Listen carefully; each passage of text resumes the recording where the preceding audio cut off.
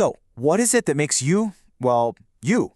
It turns out that every living thing, from a tiny microbe to a giant blue whale, is built from the same kind of biological blueprint. It's a master instruction manual. And today, we're going to dive deep into that fundamental code of life.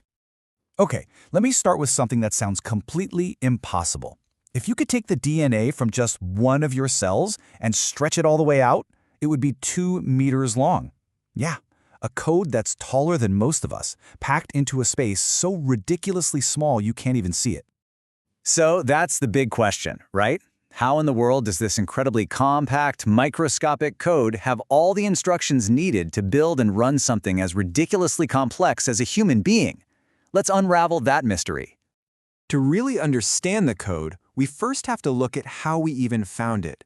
And trust me, it's an amazing scientific detective story, a hunt that lasted for nearly a century to find the molecule that carries our heredity. You see, the clues were pieced together over decades. It all started with Gregor Mendel, who noticed his pea plants were passing down these little factors of inheritance. Then, for a while, the trail went kinda cold, until scientists found this mysterious transformation